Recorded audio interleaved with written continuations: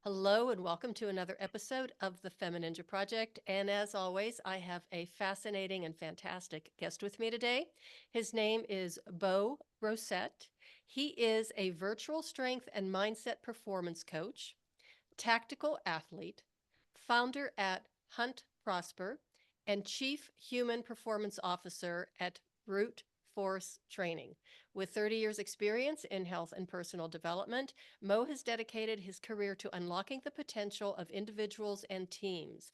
His own personal journey began with a deep dive into breathwork, meditation, reframing self-talk, and developing an opportunity mindset which transforms lives. He's going to tell us a whole lot more about it. Mo, thank you so much for being here and welcome to the show. Absolutely. Thank you for having me. So just tell us your story. How did you get into this field of mindset? You do a lot with neurology. How did this all Mhm. come about? And I really do want to hear about the Hunt Prosper and the brute force training. Yeah, absolutely.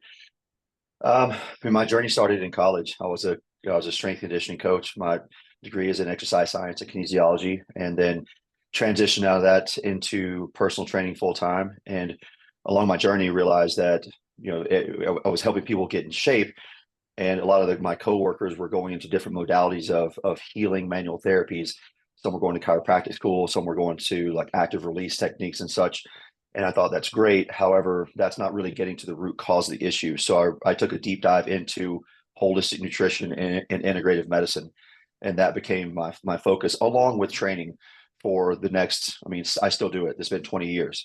And then I've also been an endurance athlete for going on 24 years now, multiple Ironman distance triathlons, 24, 30-hour adventure races, ultra rucks, and things of that nature. Um, all the things that most people kind of shake their heads at, that's what kind of fires me up. So, Mm-hmm. but in my journey as an endurance athlete, specifically Ironman, I found out really quickly in racing it and also coaching it that that distance race is more mental than it is physical, Mm-hmm. because you could be in the best physical shape of your life, but if you mentally aren't ready for things that could happen to you on that day, it could be game over for you. So I started studying breath work. I started studying meditation.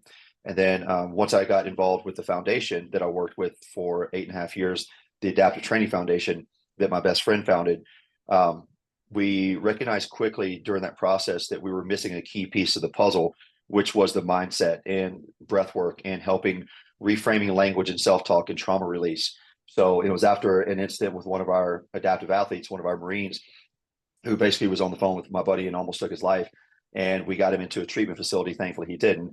But we recognized really quickly that we were missing, like I said, a major piece of the healing puzzle, which was the mind. Because it's like we say it's like church camp. Like you go to a place where everybody's doing the same thing. You're excited. You're vibing with it, and then you go home, and life hits you in the face, and you don't mentally know how to deal with that. That's a major problem, and it doesn't matter if you are a military veteran, if you're a civilian, if you have an amputation, spinal cord injury. This is a human issue, which is why I'm so dedicated to it. But in my evolution, I went from training to nutrition to mindset, because the power of your breath, just your breath alone, to downregulate your nervous system and get you into more of a calm state of mind and being, regardless of your outside circumstances, is of the utmost importance. So we put breath as the anchor, and then once you're breathing properly and you've downregulated your nervous system, then in reframing your language, you can start to make shifts. You can start to make ways different. You can start to create new ways of thinking and then being. So, as an example, with our adaptive population, somebody might come in and they're in a wheelchair, and you can see that they have the ability to walk at some point, but they've been told by quote experts that you'll never walk again. You'll always need assistance. So, immediately upon injury, these individuals are hit with all the absolutes of all the stuff they can never do again. And in our mind, we were like, why not? Let's try it. And we've been able to successfully help a lot of people in wheelchairs start to walk again by focusing on what can you do. And that's leading into the positive and the opportunistic mindset of, I'm not worried about the fact that you can't walk right now. Tell me what you can do, and let's focus on that thing, and let's build on it. until we can get you to the point where you can walk. So it's just been a beautiful process, being able to work with that population for 8.5 years before transitioning out and moving to Colorado to run brute force with my wife, which I'm still involved with the foundation to a degree, but I utilize that information and the knowledge that I gained over 8.5 years of working with those folks for everyone that I work with, whether it's, just any individual or myself included, because, the mind is the key. It's the breath, the mind, nutrition, and then movement in order. It's so amazing that you're talking about that, especially the one gentleman in a wheelchair who was told, of course, he would never walk again. I just had this conversation about an hour ago with another, guest of mine. We're collaborating on our shows, who said he had a friend who was in a wheelchair and who was told he would never be able to walk again. And Yeah. he did. They sent him out here to Craig, I think it was Craig Hospital, and he did. He was able to walk again. And we had that like light bulb moment, or the mental head smacking moment. It's that it seems like, especially the medical community, and I can say that because I was part of it for many, many years, sets the bar so low. So instead of setting the bar low and expectations low, why not set them a little bit higher? And when you hear that over and over again, you're never going to walk again. You're always going to be a pain patient. You hear that over and over again. Your mind, your brain adapts to it and believes it. And then that's the life that you live. Absolutely. Yeah. What you think you literally become, and listen, I think to, not to discredit the medical field, they do the best they can. I think what it is, and we've talked about this a lot when I was at the foundation, is, they have to look at everybody that not everybody's going to come through our foundation. Not everyone has the mindset. So, I think it's more of a liability situation for the doctor, that if you have a spinal cord injury, they probably have to tell you that, versus saying, hey, you might be able to walk again, and then you don't, and then you sue the hospital or you sue the doctor. So that's just a speculation. But but we've also seen people, especially with spinal cord injuries. So there's supposedly a finite amount of time where you can regain nerve function and muscle function from that. We've seen that to be true in some cases. Sure, if the person has significant atrophy in their lower body, yes, that's probably the case. However, if someone still has tone in their legs, meaning I can see definition in the muscle, that person will walk. And we've had people walk after being in their wheelchairs for over a decade. And if you get a spine, if you have been impacted by a spinal cord injury, they give it months. Well, we've had people walk after 15 years. So, it just depends on the individual. It depends on the severity of the injury, and it depends on the support system around that person. That is amazing. When you have somebody that has been in a wheelchair, has not been able to walk for several years, and then you get them to the point where they can stand up and begin to walk again, what is that experience like for them? I mean, I don't know if you can really speak to that, because you're just, but even from an observer's standpoint. Yeah, it's it's a very emotional time for everyone involved. It's a celebration when they realize it. Their eyes kind of get big, like, oh, I'm doing it. Like, yep, you are. Let's keep going. Let's keep going. Let's keep going. But it's one of those situations where it's not easy at all. And also, it not being easy shows them what they're capable of. And listen, now, will these individuals walk and run the way they did prior to injury? Probably not. However, you can still walk. You can still run. Some individuals might need to use leg braces or a cane, oftentimes maybe, but they're still up and mobile. You know what I mean? We had one athlete come through our program who was in a motorcycle wreck, and he's same thing. He said, I'll never walk again. And I looked at him and I saw his legs, and I asked him a few key questions. I said, hey, for the listeners listening, I said, can you extend your left knee? Like do a knee extension. Yes. Can you do that with your right knee? Yes. Can you stand up out of that chair at all? Yes. You will walk. He looked at me. He said, you think so? And I said, brother, I don't think expletive. You will walk again. And sure enough, we had him up and moving into the second week of our program, and it's a 9-week program. And then about another 6 or 7 weeks after the program, he sends us a video of him pushing his wife in his wheelchair. His wife was his caretaker. So, that just shows, again, that's the that's the power of the mind. And that's also the power of being surrounded by the right type of enablers, the people that aren't going to let you settle, the people that, you might get mad at me. I don't really care. Get pissed. If that's what it takes to get you off the ground and onto your feet, get mad at me all day. But because when you do walk, that's when life begins to form for you again. So I want to go back to the breath work too. Does it surprise you? It probably doesn't at this point. How many people actually hold their breath during the day? No one breathes correctly. My theory on this is that we all breathed correctly until we were probably around middle school age. And then, at some point in time, you see a picture on a magazine cover and you notice yourself, you don't look quite like that. Or, especially for young girls, another young girl sees her, makes fun of her little pooch, and then all of a sudden you start becoming a chest breather. Or you're taught by a coach, breathe in, deep breaths in, and you see people doing that, and that's how you model. But if you watch a child sleep, they're diaphragmatically belly breathing. If you watch an adult sleep, they're doing the same thing. We're diaphragmatically belly breathing. So it's literally just like teaching someone in a wheelchair to learn to walk again. That's all we're getting to do, is we're getting to teach ourselves how to breathe properly again. But yeah, people hold their breath all the time. Like we walk around chest shallow breathing, which is increasing stress, which is increasing cortisol, which is decreasing our ability to sleep well, to think properly.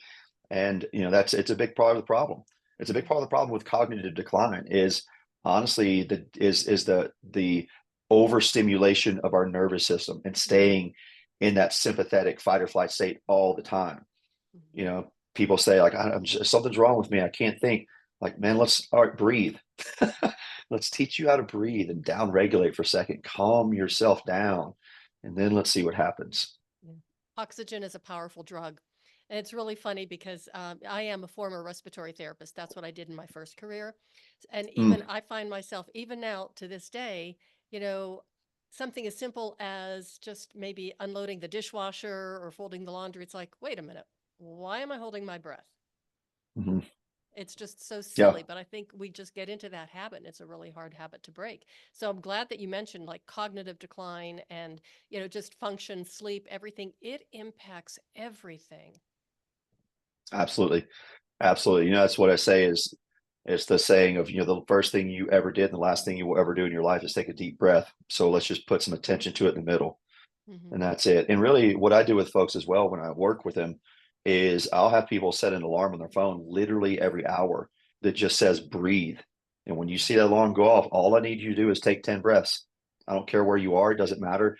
You can be in the meeting, you're breathing already, So if you could just put a little bit of attention and intention into that, it makes a world of difference. Because we know also, and this is from the work that you do, it takes about 8 weeks to create new neural firing patterns, a new way of being and thinking. So anyone listening, if you start a breath practice, recognize it's going to take 8 weeks for you to for your body to really start becoming and thinking and behaving in this new way. And even then, you're still unwinding years, decades, potentially of old patterns. So it's not about never doing it again. It's about recognizing when you're holding your breath or when you're shallow breathing and being aware and going, oh, I'm doing it. And simply start to do the nice, easy belly breath. I've done this now for so long. Awareness is the key to everything, pretty much. And absolutely. paying attention to yourself. Yeah, that's key. Like you're paying attention to yourself. We pay attention to so many other things. We pay attention to the weather, the sports, the news, all the stuff, but we don't pay attention to this beautiful thing that is our body.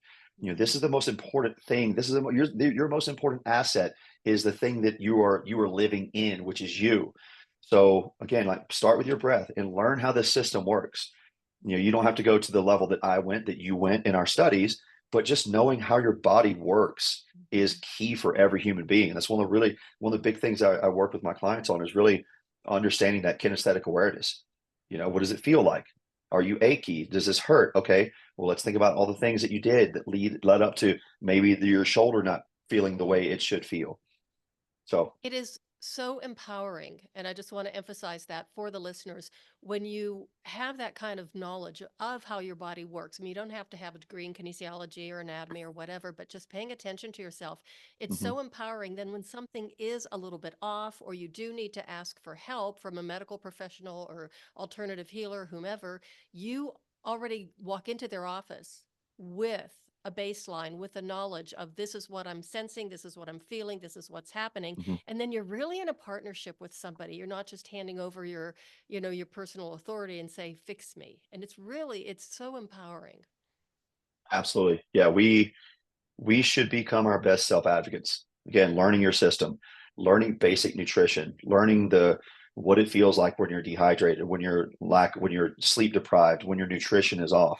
He's like you nailed it. We go to our general practitioner or our internist or wherever, and we say, "Hey, doctor, this is bothering me," and they're going to go, "Okay, cool, take this pill." Hmm. And it's no discredit to them. That's how they were taught. But Hmm. we have the opportunity to go, wait, can I fix this through nutrition, through mindset, through recovery, through all these different modalities? The answer is yes. I can guarantee you that. I've seen it. I've done it. I've worked with this for 30 years now.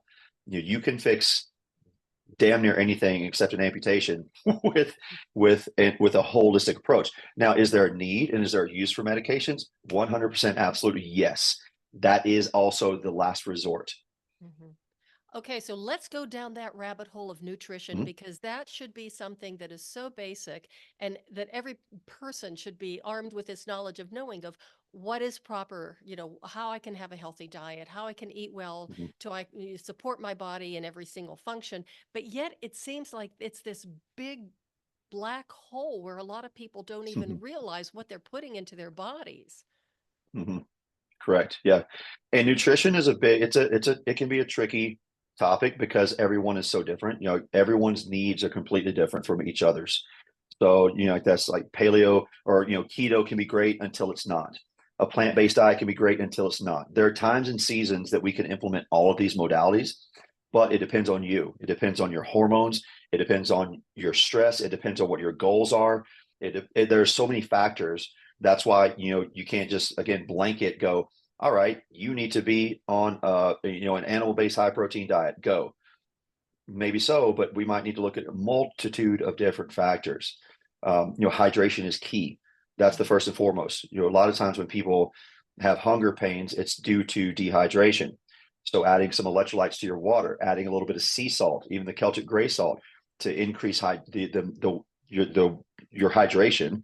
Because if you just drink water alone, the body can't properly absorb all that. It takes water, or sorry, salt, and a little bit of actually sugar, carbohydrate, to absorb it into the cell. So, hydration is key.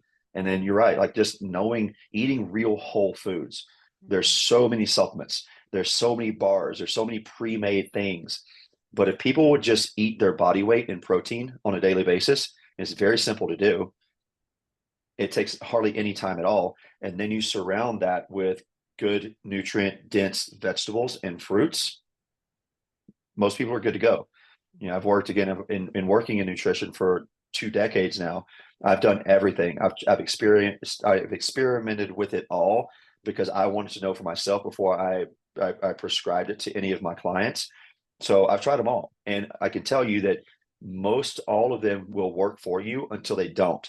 And so you have to be ready and willing to make shifts. But overall, the key thing that I can tell you without a shadow of a doubt, regardless of who you are and what modality you want to try with regard to nutrition, is protein. We are so we're so not deprived, but we don't get enough protein and we don't get enough magnesium in our diet as well. So those are two key components. Okay, well, you're making me feel pretty good right now, because I've got some pork chops ready to go for tonight, and I've got Mhm. some beef for tomorrow. So, yay, protein. It is good. Perfect. And so glad you touched on the hydration thing, because that, again, that seems to be almost like another epidemic, surrounding us, Mhm. that we don't even realize when we are dehydrated. But that Yeah. kind of ties into the respiration too, your Mhm. respiratory tract and stuff. And especially here, we live in Colorado, and we live in a climate that's incredibly dry. And lately it's been really, really hot too. But that's another thing that you have to be really aware of, your environmental situation. Absolutely. Environmental situation, travel, understand this, that when you travel, especially if you travel via airplane, that the airplane's the cabin's air pressure is usually set around 5,000 to 6,000 feet. So you are actively losing water every hour on a plane. I think it came down to upwards of 12 ounces for males per hour on a plane. So like as an endurance athlete, when I used to race and coach triathlon, like if I'm going to travel across the country to race an Ironman, I've got to really be up on my hydration on the airplane, because you will get dehydrated on the plane. No different than me moving to Colorado from Texas. It takes a little bit to adjust, and you're going to be dehydrated when you get here. So dehydration, or staying properly hydrated on an airplane, is key. And as I was saying before, just adding some salt, some colored salt, any type of either sea salt or land-based salt, like the pink Himalayan, that allows the water to absorb into the cell. There's also, there's always good intention behind these things, but most people will say, well, I drink a gallon of water a day, or I drink my body weight in ounces, or even half my body weight in ounces. That's good, but that can also be a bit detrimental, because if you don't have the activity level that warrants the need for that much water, and you start to basically, if you're peeing every hour and it's clear, you are urinating out key electrolytes and key minerals, which will then dehydrate you even more. Mm-hmm. And then you just start, and what happens, I learned this back in the early 2000s when I was doing adventure races. And those were, 12 and 24-hour distance races out in the open, where you're mountain biking, you're kayaking, you're land navigating on foot, all these different things. And this is before I knew about proper electrolyte balance. And, it was just the standard, the week of the race, like, all right, we got to get super hydrated. And so we're just pounding water, and we're all, we're my group of personal trainers, and we're peeing every hour, like, oh, I'm peeing clear, I'm good. We didn't know. And literally every race I did around the 7-hour mark, I would start to get really bad leg cramps. And also I felt extremely thirsty, which was odd. I didn't know why until I really started to do research on nutrition, and specifically sport nutrition, is that the more water you pound and you're peeing it out, you're dehydrating your system, you're pulling nutrients and minerals from your body, and you will feel thirsty. So as soon as I started actually dialing back the amount of water that I consumed, mm-hmm. and also adding key electrolytes to it, all the cramps went away, energy levels sustained, did not have that I'm thirsty feeling 8 hours into a race. It's amazing how it can be so simple once you know what to do. Yes. It's really not that difficult.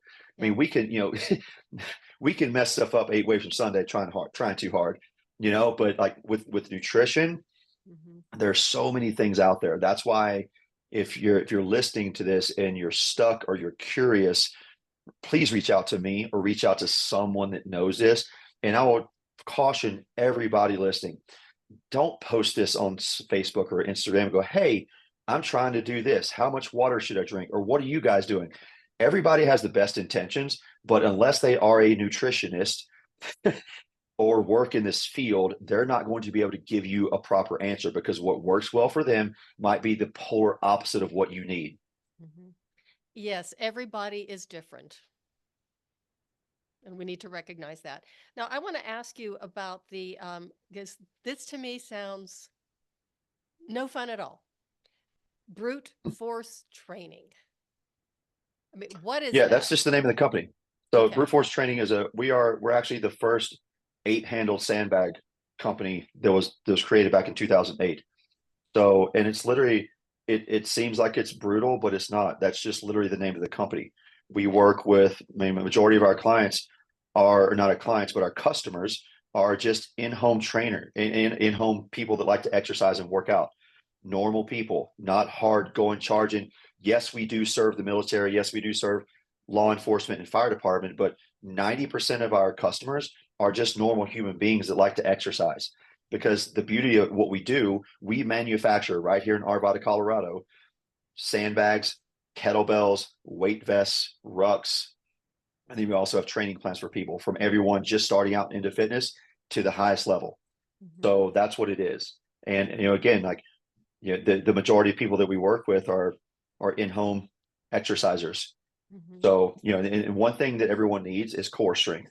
And when you pick up an unstable loaded object, which is a sandbag, that is going to challenge your core. It's going to challenge your nervous system. You know this from being in PT.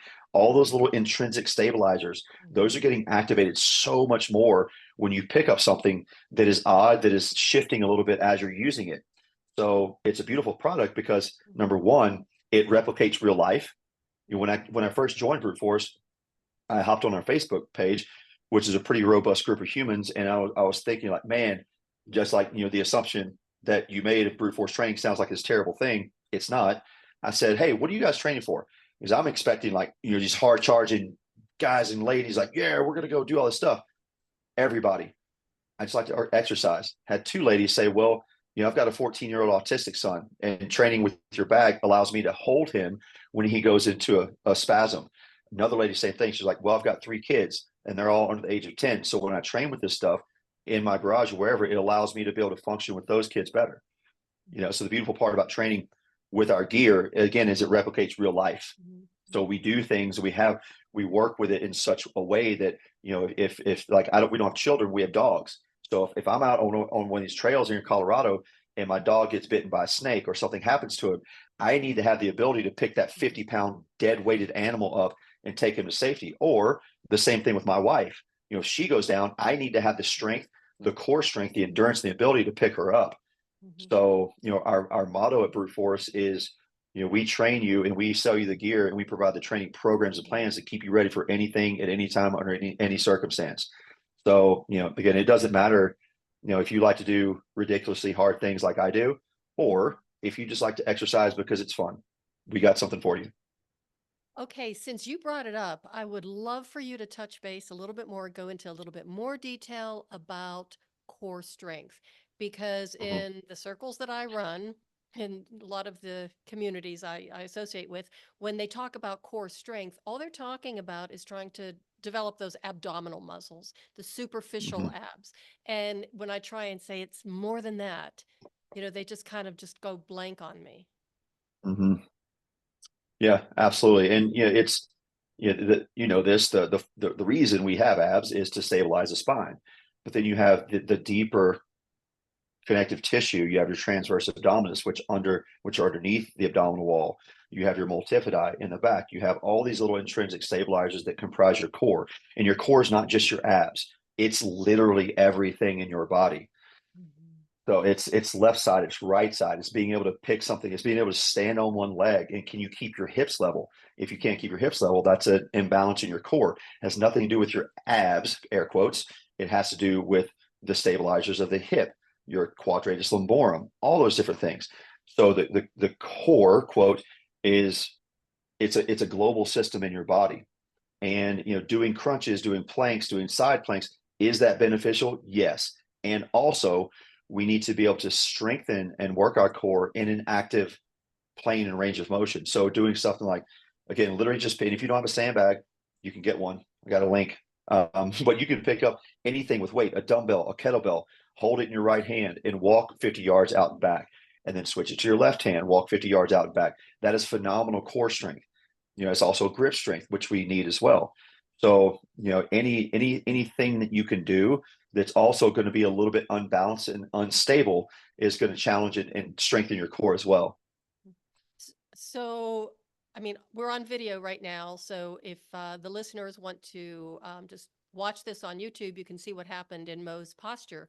Because I thought it was really fascinating as you were demonstrating that. All of a sudden, your chest came up and your shoulder blades just slid back Mm-hmm. down. And I mean, it's just such a good postural activity for you. Absolutely. Yeah. And that's the thing too. That's the beauty of training. Like when you hold a sandbag, depending on where you hold it, it can support opening up the shoulder, opening up the chest, retracting the scapula, supporting your shoulder blades back together and down towards your back pockets to really create that neutral spinal position. That's also a beautiful thing about rucking. We have one ruck out right now. We're developing another one as well.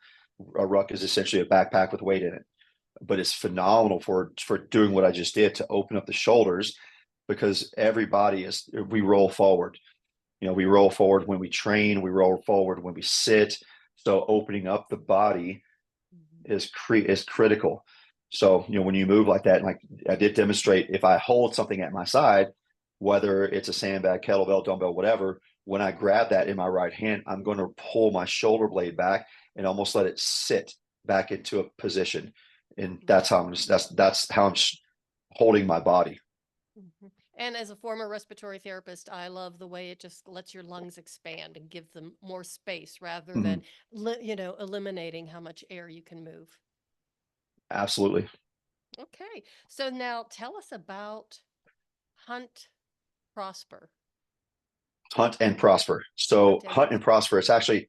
It's actually my wife, she created that before we even knew each other. And then when we got together, she was working on something, and what I was working on, she was like, you can, if you want this, it would actually work great with what you're doing. So the premise behind Hunt and Prosper is that if you want something, whatever it is in your life, you need to go hunt for it, and then you'll prosper.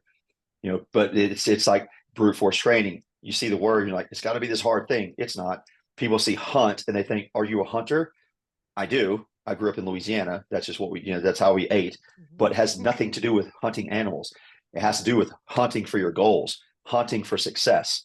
If I want to get better at breath work, I need to go hunt, and I need to find ways. I need to find modalities, and then I need to practice those things. I need to cultivate the knowledge and the experience into that thing. If I want better relationships, I need to go on the hunt for, self-help books, people to help me out with this thing, all those different, really anything. So the goal of the company is, again, whatever you want, go hunt for it, go get it. Go after it. So how do you help people do that? Do some people come to you and it's like, this is what I want, but I have no idea how to go after it? Or do you have people come to you and say, I'm not even sure what I want? Yeah, well, if you don't know what you want, I really can't help you yet, because we're just kind of reaching and trying to grab stuff. You're like, yeah, that might sit. But if you have a goal and you know where you want to go, that's where I help you get to. So, that's the key to it is, most people know what they want. They either want to lose X amount of weight, they want to get stronger, they want to maybe compete in an event, they want to improve their relationships, they want to, a lot of the men that I work with are financially successful, but spiritually, mentally, and emotionally broken. They want to love themselves. They don't know how to do that. So that's what I help people do, is really get reconnected with, okay, you want this. I understand you're lost. Let's find the solution. And it's in finding that solution, it's not a straight and narrow path. We're going to curve, we're going to turn, we're going to hit roadblocks, we're going to have setbacks, and all those things are there for us because it teaches us how to maneuver and how to flow around these things. But what happens is, especially, I'll say weight loss as an example, because this is something that most people can relate to is, say I want to lose 20 pounds, and I'm training, I'm doing my thing. And one thing you shouldn't be doing is getting on the scale all the time. But, say I get on the scale one day, and instead of the weight going down, it just popped up 3 pounds. Well, everyone automatically thinks they failed. Then they start beating themselves up about it. Then it just goes down this whole negative spiral. I'm off the wagon, all these things. Where in reality, your body's always going to fluctuate. We fluctuate 4 to 6 pounds on a daily basis in body weight, just due to inflammation, dehydration, water retention, all sorts of things. But it's helping people understand that, number one, the number on the scale should not dictate your happiness. And what I always coach people on, especially when it comes to weight loss, is do not let an inanimate object determine your happiness and steal your joy. Like we look at a number on a scale, and then that tells us whether or not we can be happy. Or, I'm trying to squat 200 pounds, but I miss it and I can't do it. And all of a sudden I'm a failure. No, man, like that. What we do is we've letting this object dictate our happiness, instead of going, wait, what did I do today? Was I recovered? Did I sleep well? How's my hydration? How's my nutrition? And really, all these failures, they're not really failures, but they're just lessons. And for us to go, where may I have been off a little bit, and how can I learn from this? That's it. Everything is an opportunity. Everything. I don't care. The worst thing that has ever happened to you in your life is an opportunity for you to learn something and get better. And I've seen that over and over again. in 8.5 years of working with the adaptive population. Mhm. Absolutely. Oh, where was I going with this? I had this in my mind. It wasn't about the guys or working with the guys. Actually, as you're talking and I'm watching you, your energy is just amazing, very positive. Mm. Where do you see yourself in maybe like 10 or 20 years? I love that question. I have no idea. Okay. I don't know. I mean, in a perfect world, we actually just started this a conscious. We just started a retreat community in Hawaii in Kona that we just got back from. So, I mean, in a perfect scenario, Brute Force would be a thriving multi-million-dollar company. We would be running retreats in Hawaii. We'd be running retreats all over the world. I would be speaking more than I have been in the last few years on mindset, on relationships, on trauma and stress. But those are all like, that would be great.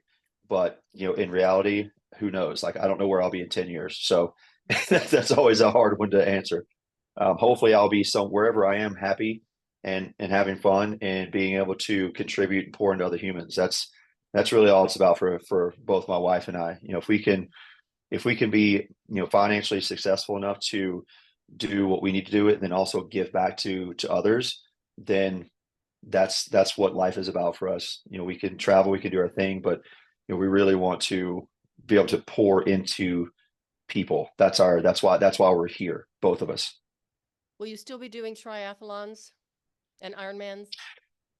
Well, I haven't raced an Ironman. I haven't raced triathlon since 2016. I transitioned into obstacle course racing in 2016, and then once the pandemic hit and all that stuff shut down, I transitioned into tactical sports. So there's a sport called the Tactical Games I did for 4 years before moving here, and I just haven't had an opportunity because of the business. But it's a combination of physical, heavy, sometimes endurance stuff with shooting in the middle of it. So really, it's actually a really cool sport because it teaches you how to calm your mind down when everything else doesn't like you.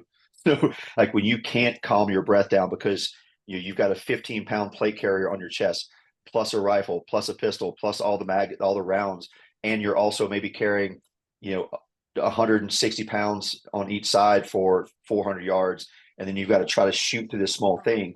Your body's shaking, your heart rate's up, but that's the reality of stress inoculation. And when you can calm your mind down enough to pull off 10 great shots in the middle of that stress, that is control.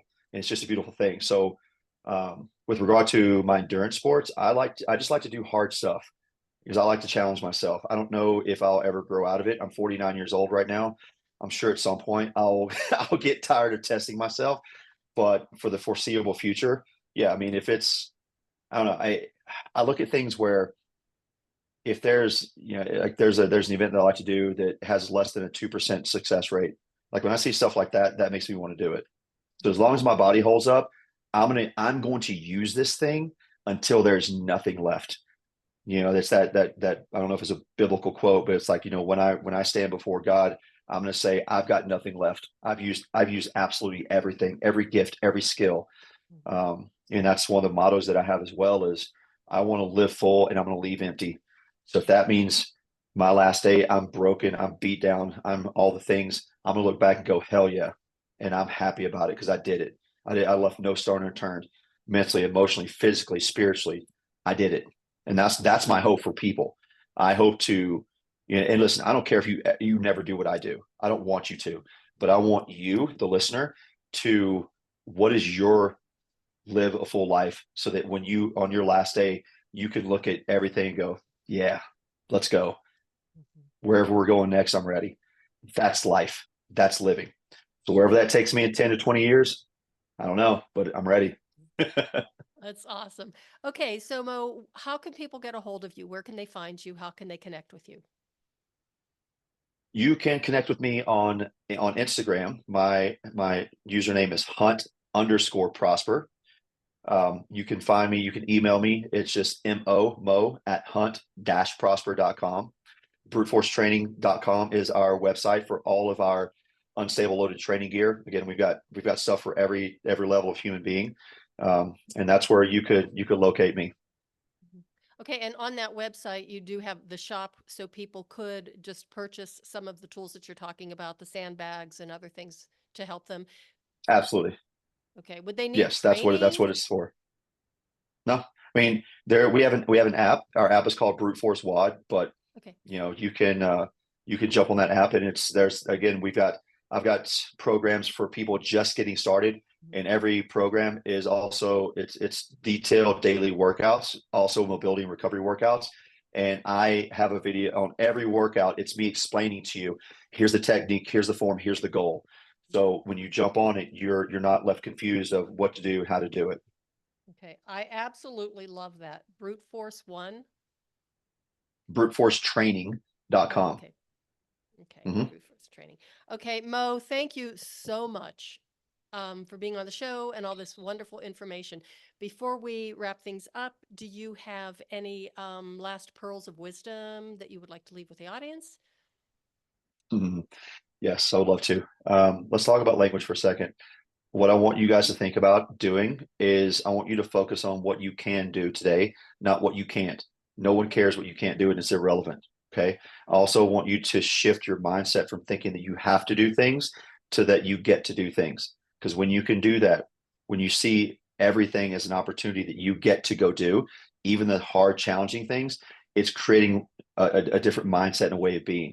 But overall, and this is how we got people to walk after being in wheelchairs for a long time. What can you do today? Go do that and then repeat. Absolutely. Excellent. Thanks again for being on the show. I really appreciate it. My pleasure. Thank you for having me. And everybody, thank you so much for listening. I really appreciate it. Please share this episode with everybody you know. There are so many incredible pearls of wisdom, so much, great tips, insights, really valuable information that I think we could all benefit from. And remember, most of all, focus on your ability, not your disability, because you can do anything you want once you put your mind to it. And that is the way of the FemiNinja.